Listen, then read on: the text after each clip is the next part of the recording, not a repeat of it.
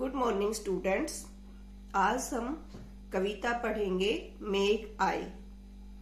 कविता का नाम है मेघ आए और उसके कवि हैं सर्वेश्वर दयाल सक्सेना। मेघ मीन्स बादल। इस कविता में जो कवि हैं उन्होंने बादलों को एक शहरी दामाद की तरह से दिखाया है। जिस तरह से ग्रामीण संस्कृति में जो दामाद के आने पर उल्लास का वातावरण छा जाता है, उसी तरह से मेघों के आने पर जो वातावरण छा जाता है, वातावरण हो जाता है, यानी पूरा जो ग्रामीण अंचल है वो खुशी से भर जाता है। उसी तरह से जो बादल हैं उन्हें शहरी दामाद की तरह से सज संवर कर आते हुए इस कविता में दिखाया गया है। पूरी कविता में मानवीकरण अलंकार है। कविता में प्राकृतिक सौंदर्य के साथ साथ प्राकृतिक चीजों का मानवीकरण भी किया गया है। अब हम कविता शुरू करते हैं। मेघ आए। मेघ मीन्स बादल, बादल आए। मेघ आए बड़े बन ठन के सवर के। सवर के मतलब सज धज के। कवि प्राकृतिक वर्णन करता हुआ कहता है कि बहुत गर्मी की तपन के बाद आसमान पर काले काले बादल छाए हैं और कवि कल्पना करता है कि ये बादल ऐसे लग रहे हैं मानो कोई शहरी दामाद गांव में सज संवर कर आ गया हो। आगे आगे नाचती गाती बयार चली। बयार मतलब हवा। बादलों के जब बादल घिर कर आते हैं तो हवा चलने लगती है। उस हवा को कवि ने गांव की लड़कियों के रूप में दिखाया है कि जैसे ही बादल घिर कर आए हैं, यानी बादल रूपी शहरी दामाद आए हैं, तो आगे आगे नाचती गाती बयार चली। जो गांव की लड़कियां हैं पूरे गांव को ये सूचना देने के लिए कि दामाद आ गया है, उसके आगे आगे चलने लगी हैं। यानी यहाँ पर कवि ने जो बादलों के आने पर हवा चलती है उसकी कल्पना उन लड़कियों से, ग्रामीण लड़कियों से की है। जो जैसे हवा चल रही है तो ऐसा दिखाया गया है कि जो गांव की लड़कियां हैं वो शहरी दामाद के आगे आगे चल रही हैं और पूरे गांव में सूचना दे रही हैं कि शहरी दामाद आ गया है। दरवाजे खिड़कियां खुलने लगे गली गली। हवा के चलने से खिड़की और दरवाजे हैं वो खुलने लगे हैं। मतलब खिड़कियां और दरवाजे कभी खुल रहे हैं, कभी बंद हो रहे हैं। कवि ने यहाँ कल्पना की है कि ये गली में जो खिड़की और दरवाजे खुलने लगे हैं और ऐसा लगता है मानो जो गली के लोग हैं वो शहरी मेहमान को देखने के लिए अपनी खिड़कियां और दरवाजे खोलने लगे हों। पाहुन जो आए हों गांव के शहर के।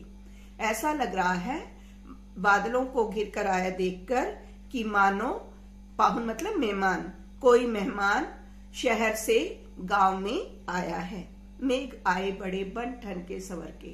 इस तरह से जो बादल हैं वो शहरी दामाद की तरह बन संवर कर गांव में आए हैं। सेकंड काव्यांश में जो कवि है वो ये बताना चाहते हैं कि जिस तरह से गांव में कोई नया मेहमान आता है तो सभी लोग उत्सुकतावश उसे देखने लगते हैं, उसी तरह से बादलों के आने पर भी सभी लोग बहुत खुश हैं और बार बार बादलों को देख रहे हैं। उसी का वर्णन इस काव्यांश में किया गया है। पेड़ झुक झांकने लगे गर्दन उचकाए। गर्दन उचकाए मतलब गर्दन उठा उठा कर। पेड़ झुक झांकने लगे गर्दन उचकाए। जब हवा चलने लगी है तो जो पेड़ हैं वो कभी झुक रहे हैं, कभी उठ रहे हैं। कवि ने इनकी कल्पना उन लोगों से की है जो शहरी मेहमान को देखने के लिए अपनी गर्दन उत्सुक है और अपनी गर्दन उठा उठाकर शहरी मेहमान को बहुत ही उत्सुकता से देख रहे हैं। आंधी चली धूल भागी घाघरा उठाए। बादलों के आने पर आंधी चल रही है, जो गली की धूल थी वो इधर उधर उड़ रही है। तो कवि कल्पना करता है कि ऐसा लग रहा है मानो गांव की जो नवयुवती है वो अपना घाघरा उठाकर इधर उधर भाग रही है। बाकी चितवन उठा नदी ठिठकी घूंघट सरके। बाकी मतलब तिरछी, चितवन मतलब नजरों से, ठिठकी मतलब ठिठक कर, थोड़ा रुक कर। सरके मतलब हटाकर।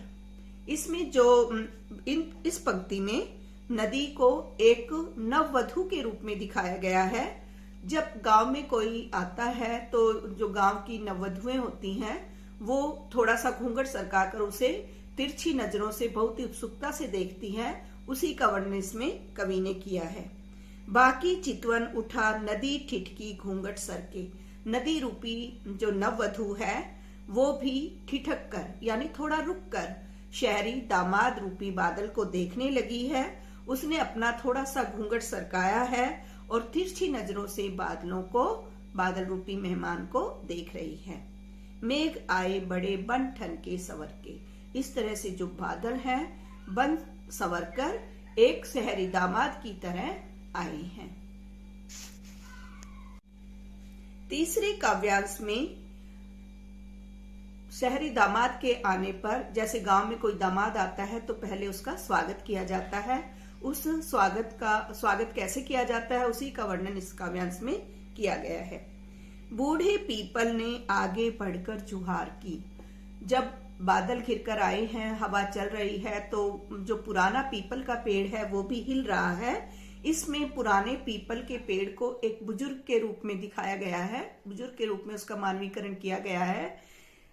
आगे बढ़कर जुहार की मतलब प्रणाम किया।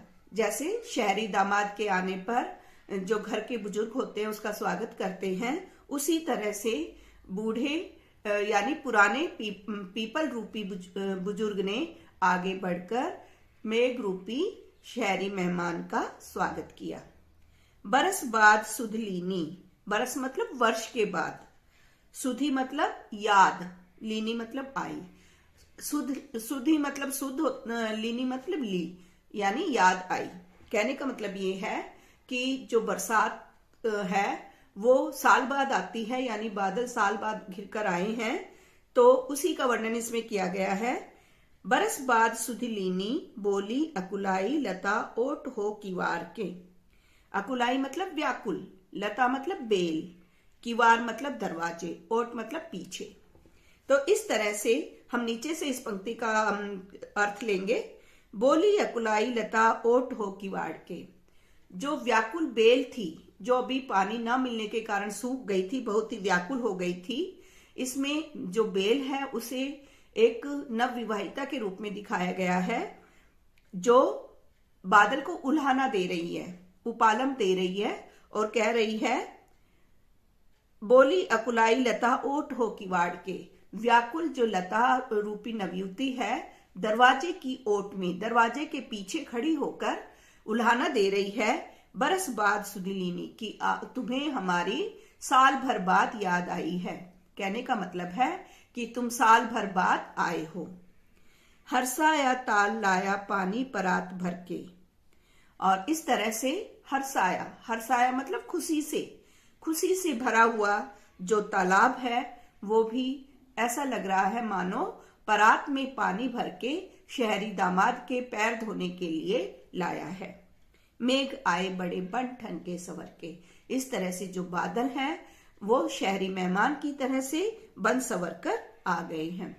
इसमें बूढ़े पीपल का बुजुर्ग के रूप में, बेल का विवाहिता के रूप में, तालाब का एक घर के जिम्मेदार व्यक्ति के रूप में, और इस तरह से बादल का शहरी दामाद के रूप में मानवीकरण किया गया है। आखिरी जो काव्यांश है उसमें बताया गया है कि जो बादल है वो चारों तरफ से घिर आए हैं, घुमड़ आए हैं, आसमान पर छाए हुए हैं। उसी का वर्णन इस काव्यांश में किया है। क्षितिज अटारी गहराई दामिनी दमकी। जो बादल है क्षितिज रूपी अटारी पर घिर आए हैं। क्षितिज वो जगह होती है जहां पे पृथ्वी और आसमान मिलते हुए दिखाई देते हैं। क्षितिज अटारी में रूपक अलंकार है। जो बादल है क्षितिज अटारी गहराई दामिनी दमकी।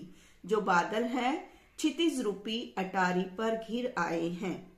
दामिनी दमकी, दामिनी मतलब बिजली, दमकी मतलब चमकने लगी है, और बादल घिर आए हैं, गहरे गहरे बादल घिर कर आ गए हैं और बिजली चमकने लगी है।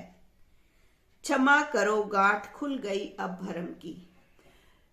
इन पंक्तियों में जो कवि है वो नायक और नायिका का वर्णन करते हुए कहता है कि जैसे मेघ रूपी जो दामाद है उसे नायक के रूप में दिखाया गया है, यानी अटारी होती है घर के ऊपर बना हुआ कमरा।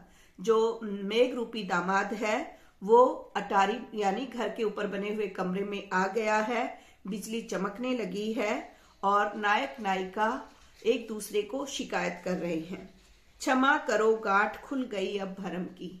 नायिका को ये विश्वास था कि नायक आएगा या नहीं आएगा, यानी जो नवयुवती है उसे ये था कि बादल ना जाने आएंगे या नहीं आएंगे, लेकिन अब बादल रूपी दामाद आ गया है तो वो क्षमा मांगते हुए कहती है, क्षमा करो गांठ खुल गई अब भरम की, कि मुझे क्षमा करना, मैंने आप पर संदेह किया, मुझे भ्रम था कि आप आओगे या नहीं आओगे, लेकिन अब आप आ गए हो तो मेरा जो भ्रम था, मेरा जो संदेह था वो दूर हो गया है। बांध टूटा झरझर मिलन के अश्रु ढर के। इस तरह से नायक और नायिका का मिलन हो गया है और नायिका का जो सब्र का बांध था वो टूट गया और आंखों से आंसू ढलने लगे। आंखों से आंसू ढर के मतलब बहने लगे, अश्रु मतलब आंसू, और आंखों से आंसू बहने लगे।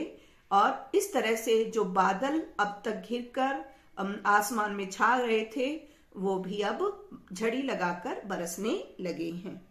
मेघ आए बड़े बन ठन के सवर के। इस तरह से जो बादल है बन सवर कर शहरी दामाद की तरह गांव में आए हैं।